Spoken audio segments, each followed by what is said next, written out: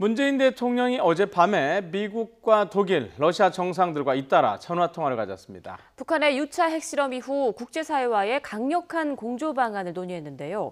특히 트럼프 미국 대통령과 한국의 미사일 탄도종량 제한을 해제하기로 합의했습니다. 취재기자 연결합니다. 신호 기자. 네, 신호입니다. 자, 6차 핵실험 이후에 첫 번째 통화라서 관심이 쏠렸는데요. 양 정상이 중요한 부분에 합의를 했네요. 네, 그렇습니다. 문재인 대통령과 도널드 트럼프 미국 대통령이 북한의 6차 핵실험에 대한 대응으로 한국의 미사일 탄두 중량 제한을 해제하기로 전격 합의했습니다.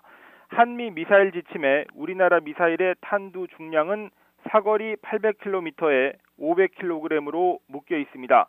탄두 중량이 더 늘어나면 그만큼 더 강력한 파괴력을 가진 미사일을 보유할 수 있고 북한의 지하 군사시설이나 지휘부의 벙커도 파괴할 수 있게 된다는 뜻입니다. 문 대통령과 트럼프 대통령은 어젯밤 10시 45분부터 40분 동안 가진 전화통화에서 이 같은 내용에 합의했습니다. 문 대통령은 또 북한의 거듭되는 핵과 미사일 도발에 대응하기 위해 주한미군의 사드 임시 배치를 최대한 신속하게 완료할 것이라고 밝혔습니다. 두 정상은 북한의 핵실험은 한국과 미국은 물론 국제사회의 거듭된 경고와 유엔 안보리 결의를 정면으로 위반한 것일 뿐 아니라 규모와 성격 면에서 과거와는 차원이 다른 엄중한 도발이라며 강력히 규탄했습니다. 문 대통령은 이제는 차원이 다른 그리고 북한이 절감할 수 있는 강력하고 실제적인 대응 조치가 필요하다고 강조했고 트럼프 대통령도 긴밀히 협력하겠다고 약속했습니다. 특히 트럼프 대통령은 미국의 철통 같은 대한 방위 공약을 재확인했습니다. 두 정상은 또 지금은 북한에 대해 최고로 강력한 압박과 제재를 가해야 한다는 데 동의하고 보다 더 강력한 유엔 안보리 제재 결의를 추진하기로 했습니다. 네, 그리고 푸틴 러시아 대통령 또 메르켈 독일 총리와의 통화 내용도 자세히 전해주시죠.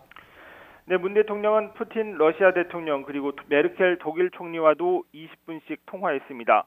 문 대통령은 푸틴 대통령과의 통화에서 북한의 이번 핵실험이 과거와 차원이 달랐다며 북한의 외화 수입원을 근본적으로 차단할 방안을 유엔 안보리에서 검토해야 한다고 강조했습니다.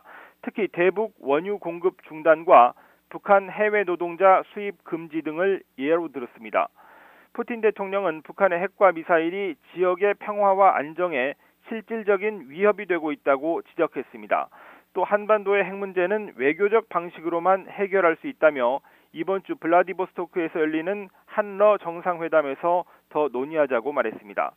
문재인 대통령은 앞서 메르켈 총리와의 통화에서는 유엔 안전보장이사회의 강력한 추가 대북 제재 결의안 채택에 전적으로 협력하기로 했습니다.